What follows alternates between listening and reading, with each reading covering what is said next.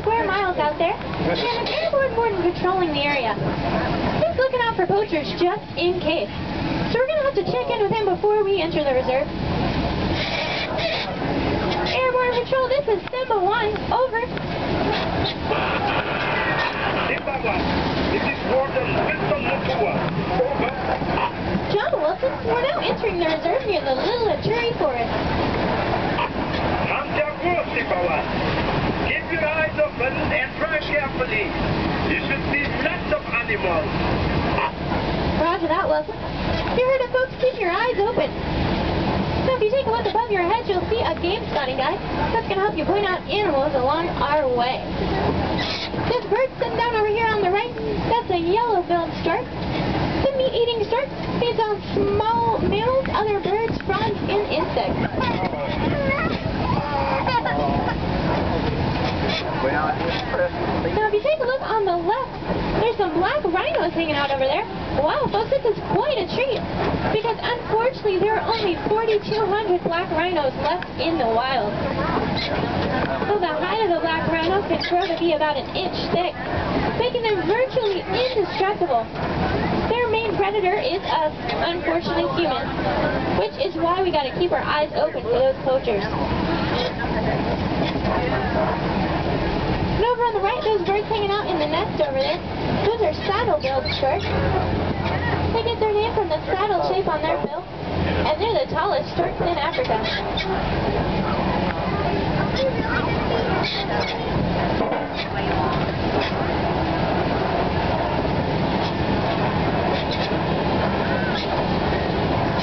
Over on the right, you'll see some helmeted guinea fowl. They're quite common here in Africa.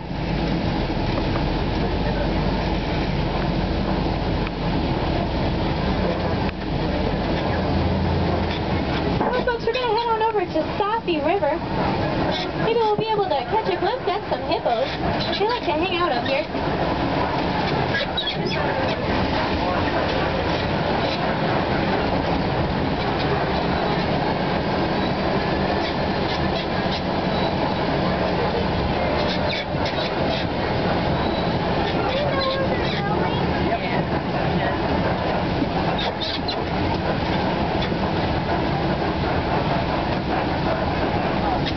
There's like some hippos hanging out over there on the right. Look at that, folks. When hippos are born, they weigh about 85 pounds, and an adult male hippo can tip the scales at 5,000 pounds. Looks like a few more hippos hanging out on the left. I think we'll be able to see them better as we come around. The large birds on the left, those are pink-backed pelicans. They live in close-knit family groups, and they work together to herd their prey into shallow waters. There we go, folks. There's a better look at a whole bunch of hippos. So the hippos are hanging out in the water. They're actually very poor swimmers. They mostly just walk along the underside of the water. But the hippos are actually able to stay submerged under the water from 5 to 8 minutes. Pretty impressive stuff. As we come across this bridge just ahead, please remember to remain seated for me. Well, folks, if you take a look at that, over on the left, a whole bunch of Nile crocodiles hanging out.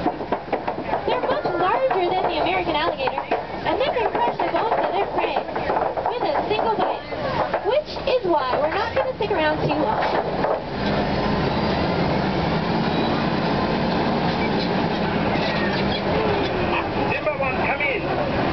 This is Simba 1, over. Just wanted to let you know that my ground patrol has seen a lot of elephant activity near the red clay pit. You definitely want to check out that area. Roger that, Wilson. Thanks for the tip. It's always nice to have an eye in the sky looking out for us, helping us point out those animals we definitely don't want to miss. So we're going to head on over into a completely different part of the reserve, the East African savanna. Speaking of different, take a look at that tree on the right. That's a baobab tree. It spends 9 months out of the year growing leafless, with the water stored at the base of its trunk.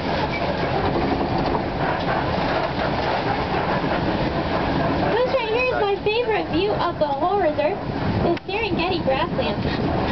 It stretches for hundreds of miles across East Africa.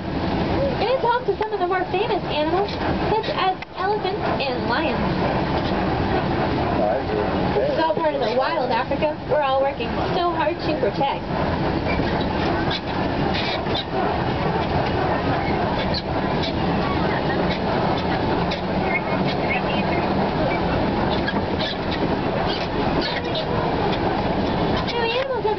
Grasslands work together to maintain this landscape.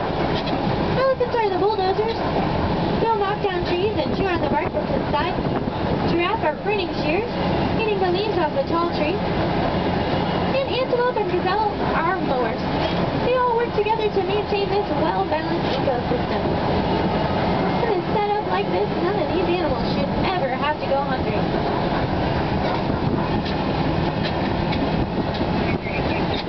Mom, right? Up ahead on the left, there's some sable antelope hanging out over there. They're the official emblem of the Harambe Wildlife Reserve. And those horns can reach up to 60 inches in length.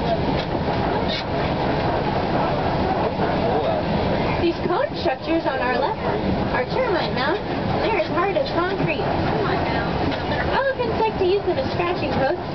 And once they wear them down, other animals will climb up on top of them and use them as lookout posts for predators that might be hiding in the tall grass. Over on our right and a few on our left, there's some Thompson's gazelle. Though they look like babies, they're actually full-grown adults, weighing only 60 pounds. Thompson's gazelle are actually able to change direction mid-jump.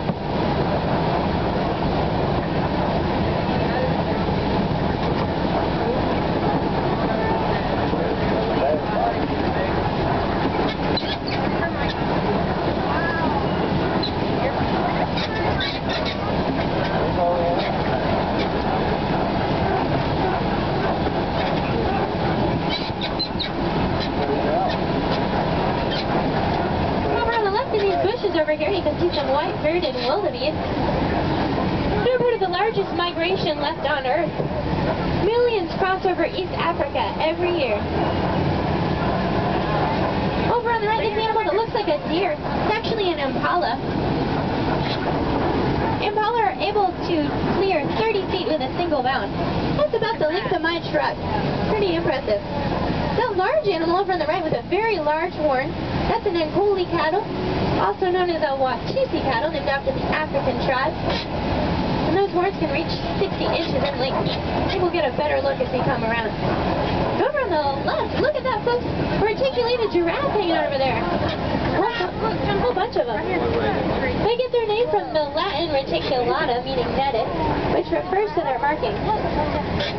And they can grow up to 20 feet tall. There's a better look at those Angoli cattle over on the right.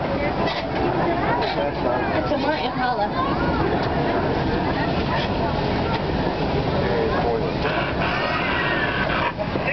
This is Wilson.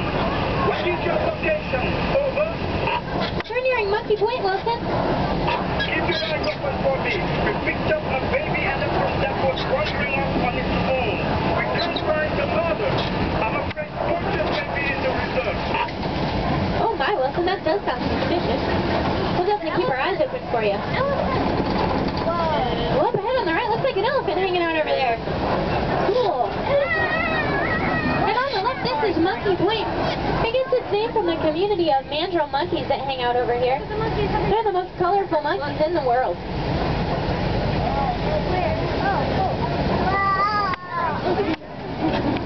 Let's see if I can't flip on the radio for you folks.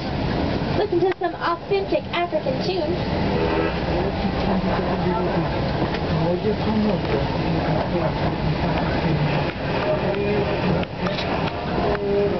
Wow.